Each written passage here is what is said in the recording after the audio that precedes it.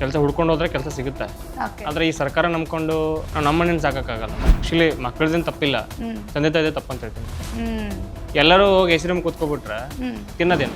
Mushroom ಕೆಟ್ಟೋಗ್ಬಿಡುತ್ತೆ ಅಥವಾ ಅದಕ್ಕೊಂದು black mould, yellow mould ಈ ಥರದ್ದು ಬಂದ್ಬಿಟ್ಟಾಗ ಎಲ್ಲಾನು ಕಿತ್ತು ತಿಪ್ಪೆಗೆ ಎಸೆಯೋ ಅಂಥದ್ದು ಕೂಡ ಸಂಭವ ಬರುತ್ತೆ ಅನ್ನೋದಕ್ಕೆ ಜನ ಹೆದರ್ತಾರೆ. ಸೊ ಅಂಥವ್ರಿಗೆ ಈ ಮಶ್ರೂಮ್ ಬಗ್ಗೆ ನೀವೇನು ಹೇಳ್ತೀರಿ? ತಿಪ್ಪೆಗೆ ಯಾಕೆ ಸಿಗ್ತೀರಿ ನೀವು? ತಿಪ್ಪೆಗೆ ಎಸೋ ಅವಶ್ಯಕತೆ ಇಲ್ಲ. ಇವಾಗ ಏನು ನನ್ನ ಮಗ ಇಂಜಿನಿಯರ್ ಆಗಬೇಕು, ಡಾಕ್ಟರ್ ಆಗಬೇಕು, ಅಷ್ಟು ಬಿಟ್ಟರೆ ಯಾರು ತಿಳಲ್ಲ, ಏನೂ ಇಲ್ಲ. ಅವಾಗ 200 ರೂಪಾಯಿ 300 ರೂಪಾಯಿ ಕೆಜಿ ಇದ್ದ ಮಶ್ರೂಮು 600 700 ರೂಪಾಯಿ ಕೆಜಿ ಮಾರಕ್ಕೆ ಸ್ಟಾರ್ಟ್. ಲಾಸ್ ಎಲ್ಲಿಂದ ಸ್ಟಾರ್ಟ್ ಆಗುತ್ತೆ ಅಂದರೆ ನಮಗೆ ಸೇಲ್ಸ್ ಇಲ್ಲ, ಅದ್ರ ಬಗ್ಗೆ ನಂಗೆ ಪೂರ್ಣ ಮಾಹಿತಿ ಇಲ್ಲ ಅಂದಾಗ ಲಾಸ್ ಸ್ಟಾರ್ಟ್ ಆಗುತ್ತೆ. ಮಶ್ರೂಮಿಗೆಲ್ಲ ಲಾಸ್ ಅಂತ ಹೇಳ್ತಾರಲ್ಲ, ಮಶ್ರೂಮಿಂದ ನಾವು ಉದ್ಧಾರ ಆಗಿದ್ವಿ.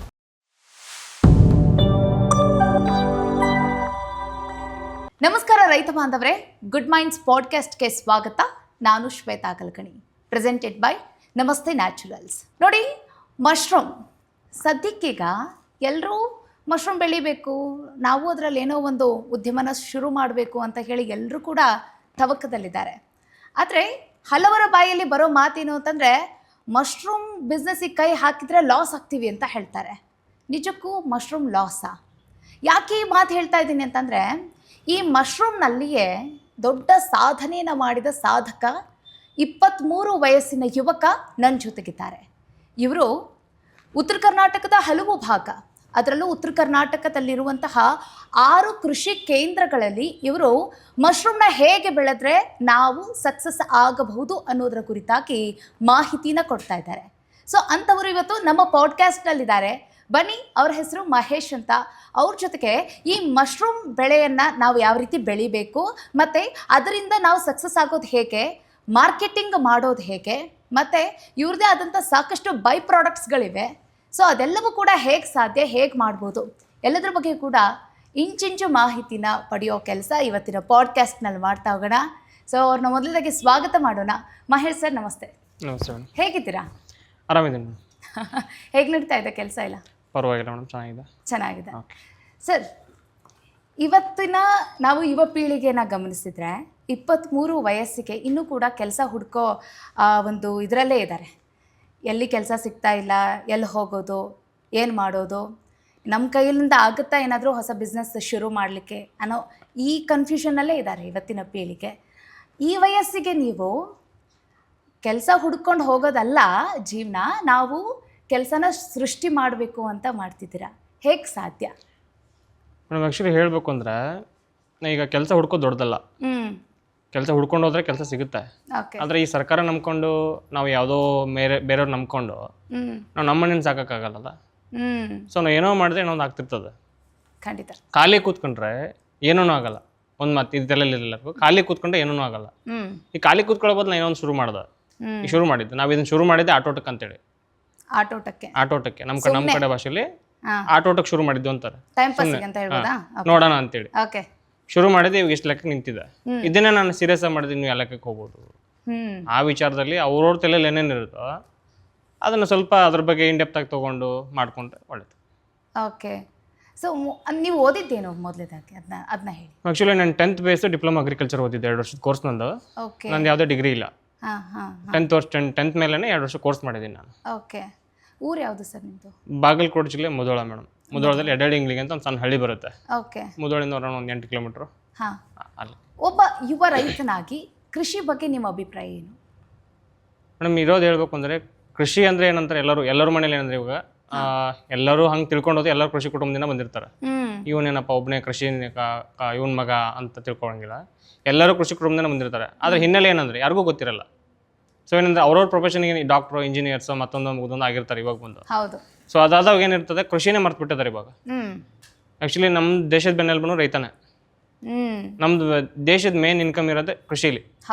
ಯಾವುದೇ ಸಾಫ್ಟ್ವೇರ್ ಮೇಲೆ ನಿಂತಿಲ್ಲ, ಯಾವ್ದ್ರ ಮೇಲೆ ನಿಂತಿಲ್ಲ, ಮೇನ್ ಕೃಷಿಲೇ ಇರೋದು.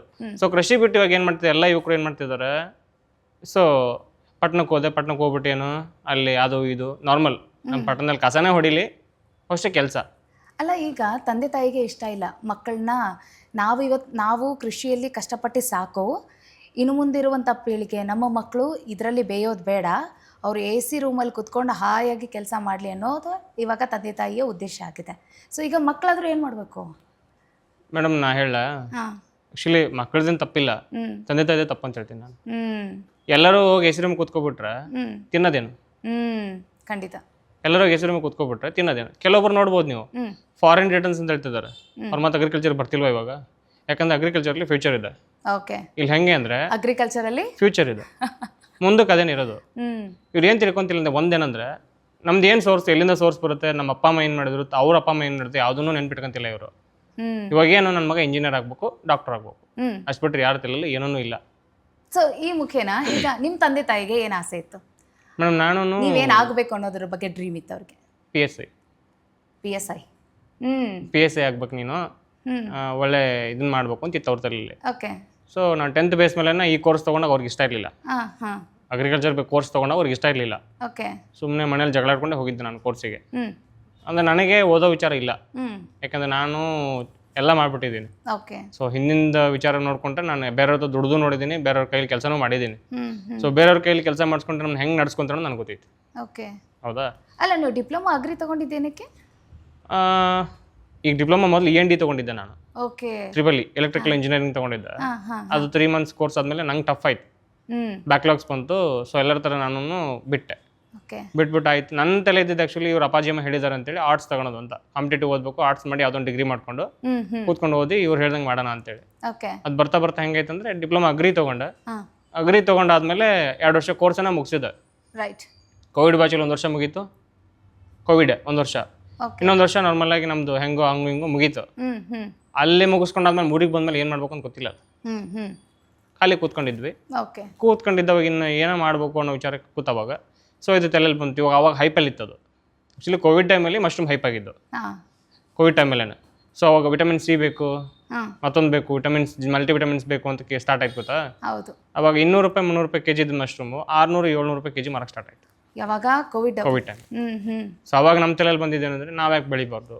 ಹ್ಮ್ ಅದ್ರ ಬೇಸ್ ಇದೆ, ಅಗ್ರಿಕಲ್ಚರ್ ಬೇಸ್ ಇದೆ ನಮ್ಮಲ್ಲಿ. ನಾವು ಇದೊಂದೇ ಮಾಡಲ್ಲ, ನಮ್ಮ ದನ ಸಾಕಾಣಿಕೆ, ಕುರಿ ಸಾಕಾಣಿಕೆ, ಕೋಳಿ ಸಾಕಾಣಿಕೆ ಎಲ್ಲದೂ ಇದೆ ನಮ್ಮಲ್ಲಿ. ಹ್ಮ್ ಹ್ಮ್ ನಾನು ಏನು ಮಾಡಿದ್ದೀನಿ, ಹಾರ್ಟಿಕಲ್ಚರ್ ಕ್ರಾಪು ಮಾಡಿದ್ದೀನಿ. ಹ್ಮ್ ಒಂದು 13 ಎಕರೆ ಜಮೀನಿದೆ. 13 ಎಕರೆ ಜಮೀನು. 13 ಎಕರೆ ಜಮೀನಲ್ಲಿ ಇದೊಂದೇ ಮಾಡಿಲ್ಲ ನಾನು. ಹ್ಮ್ ನನ್ನ ಹತ್ರ ಎಲ್ಲ ಏನೇನಿದೆ ನಿಮ್ಮಲ್ಲಿ?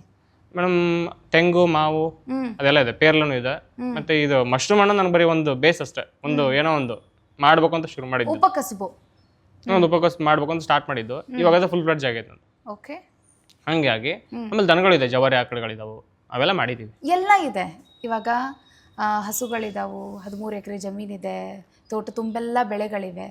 ಅದರ ಜೊತೆಗೆ ಈ ಅಡಿಷ್ನಲ್ ಆಗಿ ಈ ಲಾಸ್ ಬಿಸ್ನೆಸ್ ಅಂತಾನೆ ಟ್ಯಾಗ್ಲೈನ್ ಇದೆ ಈ ಮಶ್ರೂಮ್ಗೆ.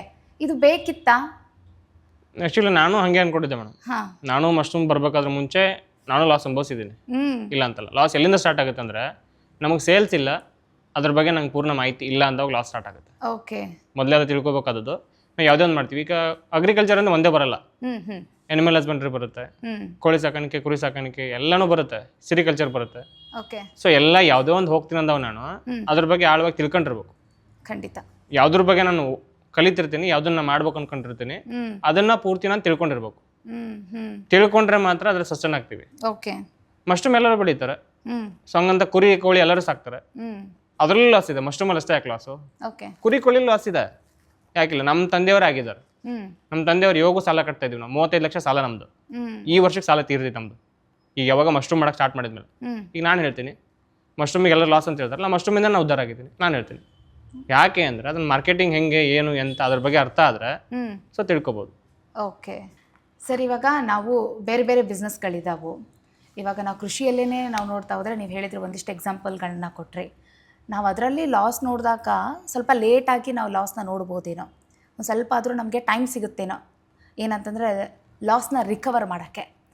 ಆದರೆ ಈ ಒಂದು ಮಶ್ರೂಮ್ನ ಆಯ್ಕೆ ಮಾಡಿಕೊಂಡಾಗ 1 ದಿನ ಅಥವಾ 1-2 ದಿನ ಹೆಚ್ಚು ಕಮ್ಮಿ ಆಗಿಬಿಟ್ರೆ ಮಶ್ರೂಮ್ ಕೆಟ್ಟೋಗ್ಬಿಡುತ್ತೆ, ಅಥವಾ ಅದಕ್ಕೊಂದು ಬ್ಲ್ಯಾಕ್ ಮೋಲ್ಡು, ಯೆಲ್ಲೋ ಮೋಲ್ಡು ಈ ಥರದ್ದು ಬಂದ್ಬಿಟ್ಟಾಗ ಎಲ್ಲನೂ ಕಿತ್ತು ತಿಪ್ಪೆಗೆ ಎಸೆಯೋ ಅಂಥದ್ದು ಕೂಡ ಸಂಭವ ಬರುತ್ತೆ ಅನ್ನೋದಕ್ಕೆ ಜನ ಹೆದರ್ತಾರೆ. ಸೊ ಅಂಥವ್ರಿಗೆ ಈ ಮಶ್ರೂಮ್ ಬಗ್ಗೆ ನೀವೇನು ಹೇಳ್ತೀರಿ? ತಿಪ್ಪೆಗೆ ಯಾಕೆ ಎಸಿತೀರಿ ನೀವು? ತಿಪ್ಪೆಗೆ ಎಸೋ ಅವಶ್ಯಕತೆ ಇಲ್ಲ, ಅದನ್ನೇನೋ ಒಂದು ಮಾಡ್ಬೋದು. ಅದನ್ನ ಹೇಳ್ತೀನಿ ಇವಾಗ. ಒಂದು ವಿಚಾರ ಏನಂದ್ರೆ